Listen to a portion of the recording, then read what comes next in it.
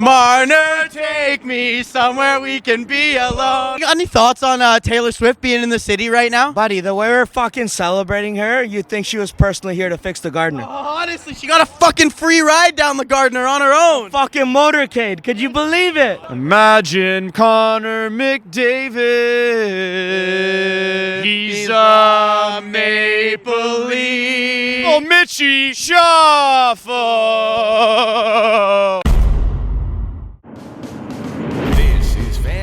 Network.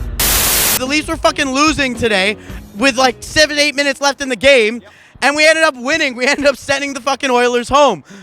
I'm going to come to each of you kind of getting your thoughts on the game. Frankie, what turned that around for the Leafs today?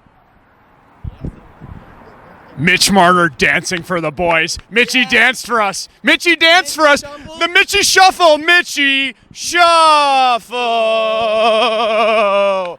And Bobby McBong hits with a couple bingos too. Oh, yeah, hey yo.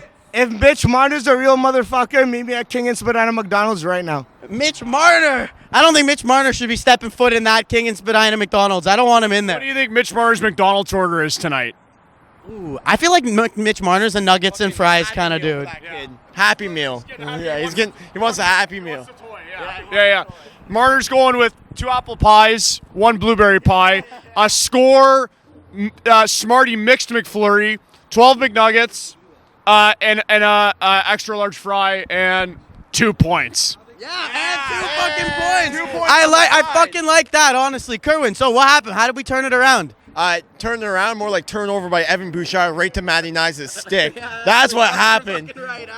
Matty Nyes tied it up. Bobby McBong hits, as Frankie likes to call him. I like to call him that too. It's a good name. Good hustle. Get on the puck breakaway. Stu Skinner needs a map. He was lost. Unfortunately, they tied it up late, but don't matter. Mitchie did his little dance in overtime, got us the 2 points. We go home happy. Bro, if Stuart Skinner's our fucking goalie for the Four Nations tournament, we are fucking cooked. That guy is garbage. I have a better question. Where do you guys think the Swifties are post-gaming? Where are the Swifties post-gaming? It's got to be Paris, Texas. We're trying to get freaky. Tonight. Where are the Swifties post-gaming? I need to know. 30-80 Anucci. That's where they're. God damn! Oh! So the Leafs went down 1-0 real early, and then they went down again real early in the second, and then they found themselves down with how much? 7-8 minutes left, maybe a little bit less. Yeah. And you know what's interesting? You look at the Leafs last year compared to this year. Their record is almost identical. But we look at what's different from this year.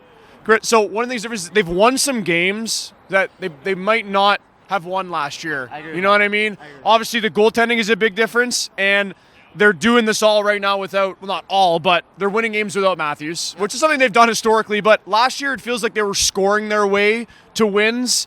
Mm-hmm. Every night was like, okay, Papi, there goes your scooter. Down. Had 2 goals, a hat trick to lift the boys, but it's the year of Willie.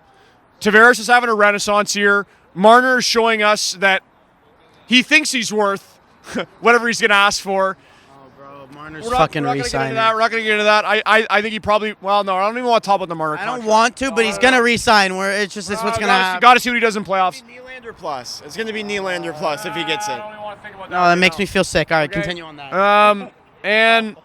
And yeah, that's it. And I think we're working on getting Stolarz his Canadian citizenship, so he can play for us in the Four Nations. Yeah, honestly, yeah. That's the only solution to the situation that we got going on here. I will say, just kind of a random thought that came to my head just now. It's very sneaky by Brad Treliving that he got Stoli for 2 years on his contract, because there was some names floating around for a backup for the Leafs this offseason. Obviously, we knew Samsonov was on his way out. Brossoit was a great name that people were looking at, and Stolarz as well. It's like, all right, we're going to sign one of these guys for a year just for a backup behind Wool. Hildeby's in the works. But he signed Stolarz for 2 years at a very low cap hit. And he's looking great this year. And if he plays the same way next year, you tandem that with Wall for this year, next year, that's a serious tandem. That's a top 5 tandem as of right now in the NHL.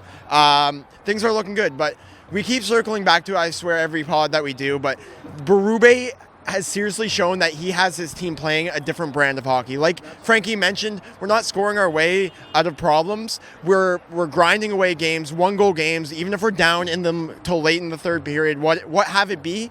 Berube is teaching these men now. They're not kids like Marner and the whole core four was before.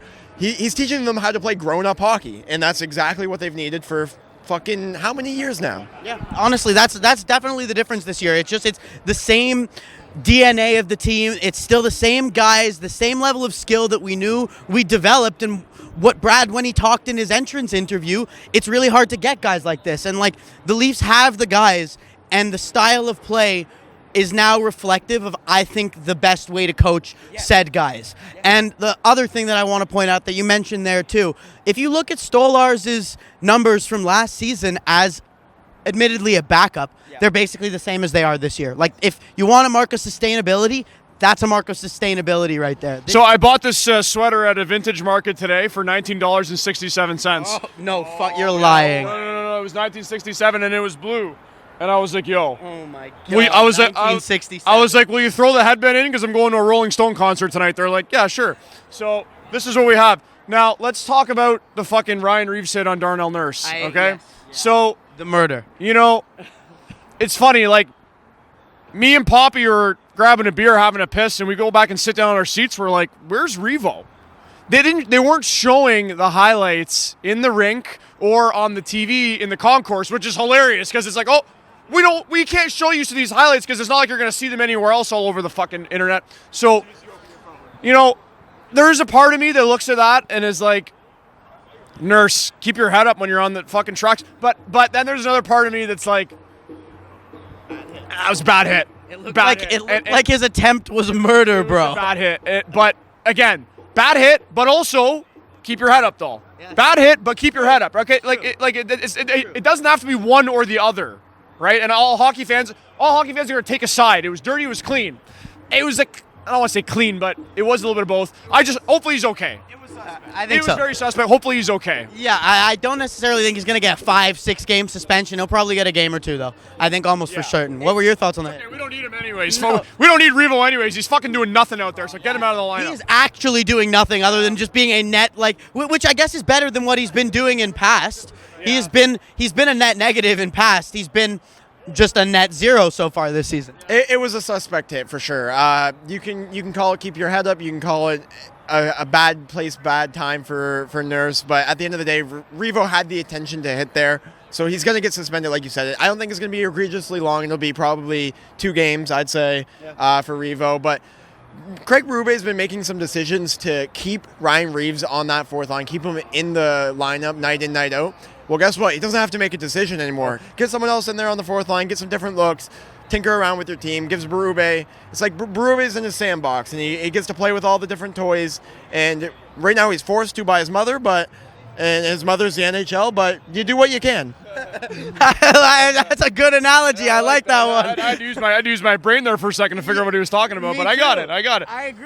Maybe a little too tight. Fans have brains. Do we use them all the time? Not necessarily. No, we use them like most of the time. Okay, there's one other thing that I do, and this is a question that we've actually already discussed this season on this podcast. Yo, you look like Morgan Riley, buddy. We got Morgan Riley on the podcast.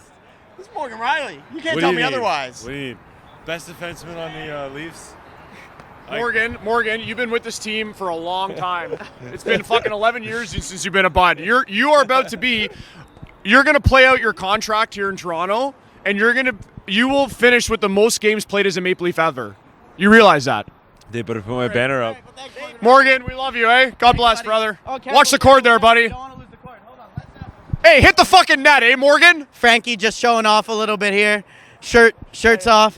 Tarps off. Okay, all right.